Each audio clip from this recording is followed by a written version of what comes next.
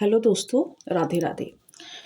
तो आज का व्लॉग स्टार्ट करते हैं और आज के व्लॉग में मैं आप सबको बताना चाहती हूँ बसंत पंचमी के बारे में। बसंत पंचमी हम लोग कैसे मनाते हैं, हमें क्या-क्या करना चाहिए इस दिन और क्या-क्या नहीं करना चाहिए। विशेषकर विद्यार्थियों को इस दिन क्या-क्या करना चाहिए, क्योंकि माता सरस्वती ज्ञान की देवी हैं और ज्ञान की सबको ज़रूरत है ज्ञान की, लेकिन सबसे ज़्यादा इस चीज़ के लिए विद्यार्थी प्रेरित होते हैं क्योंकि उन्हें पढ़ना होता है और माँ सरस्वती एक पढ़ाई की देवी हैं जो हमें अपना आशीर्वाद प्रदान करती हैं ताकि विद्यार्थियों में अच्छा एक उनका माइंड डेवलप हो, अच्छा माइंड डेवलप हो।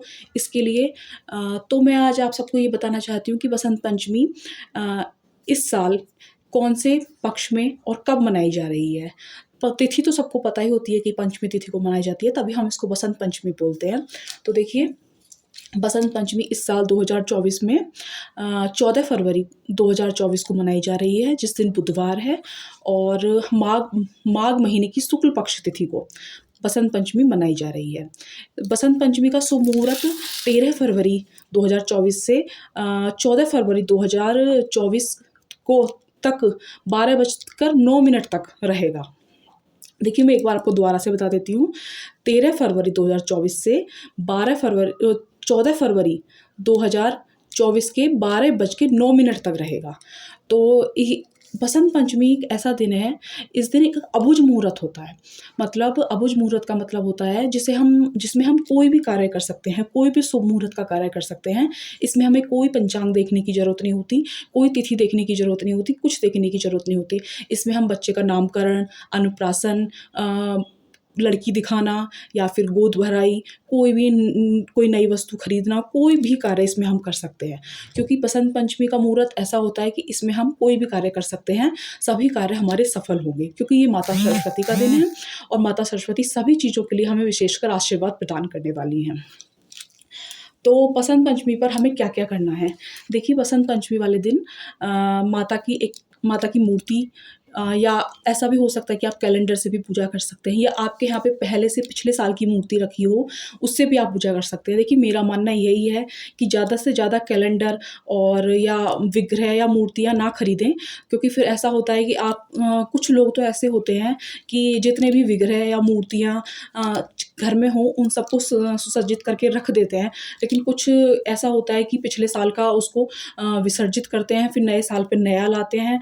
तो देखिए, ये चीज़ गलत है। माता की मूर्ति या उनकी तस्वीर या उनका विग्रह बार-बार ऐसा ना करें कि आप उसको किसी नदी में विसर्जित कर रहे हैं या किसी जगह पे किसी मंदिर में रख के आ रहे हैं। फिर देखिए, वहाँ पर उनका एक वो खंडित हो जाते हैं और अच्छी तरीके से जिनकी हम पूजा अर्चना करते हैं वो हमसे वहाँ पे वो गिर जाएँ, खंडित हो जाएँ।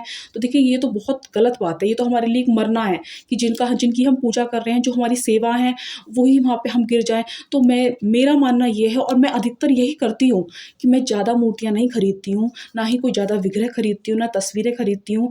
मैं आप लोगों से भी यही विनती करना चाहती हूँ कि आप एक अच्छी तस्वीर या अच्छी मूर्ति या विग्रह ले आएँ अपने पास में और हर साल उसी को गंगा जल से स्नान करा के माता रानी को उसी की पूजा करें। तो देखिए, जो मूर्ति है आपको ज़्यादा बड़ी नहीं लानी है, क्योंकि बड़ी मूर्ति घर में अच्छी नहीं होती है। मतलब ऐसे नहीं कि वो अशुभ होती वो शुभ है, लेकिन बड़ी मूर्ति जो एक इतने 2 इंच से ज़्यादा बड़ी मूर्तियाँ होती हैं, उनकी हमें प्राण प्रतिष्ठा करानी होती है। तो ऐसा होता नहीं है कि हर घर में प्राण प्रतिष्ठा हो जाए। कुछ लोग जानते भी नहीं हैं प्राण प्रतिष्ठा के बारे में। तो मूर्ति हमेशा घर में अपने घर के मंदिर में रखने के लिए छोटी से छोटी मूर्ति लेके आएँ या तस्वीर या कोई भी विग्रह। और ज़्यादा विग्रह, ज़्यादा तस्वीर, ज़्यादा मूर्तियाँ रखने की ज़रूरत नहीं। अपने भगवान को एक सुसज्जित स्थिति में रखें और ऐसे फिर क्या होता है कि उसको मंदिर को हम सजाने के लिए उनको इधर-उधर करते रहते हैं, तो वो चीज़ें ठीक नहीं हैं। और किसी भी देवी-देवता की 1 या 2 से ज़्यादा मूर्तियाँ नहीं रखनी चाहिए। ये भी माना गया है, हमारे शास्त्रों में बताया गया है। तो देखिए, इस दिन हमें क्या-क्या, कैसे-कैसे करना है। बसंत पंचमी को 13 फरवरी 2024 से मुहूर्त स्टार्ट हो जाएगा, लेकिन मनाई जाएगी 14 फरवरी को ही, क्योंकि ये 12:09 तक मनाई जाएगी और सुबह 7 बजे से आप लोग कभी भी 12 बजे तक मना सकते हैं। तो देखिए इस दिन जितना चाहें आप ज़्यादा से ज़्यादा लोग पीले वस्त्र पहने, क्योंकि माता रानी को पीले वस्त्र पसंद हैं। और माता रानी को भी श्वेत वस्त्र धारण कराएँ और पीली चुनरी ओढ़ाएँ।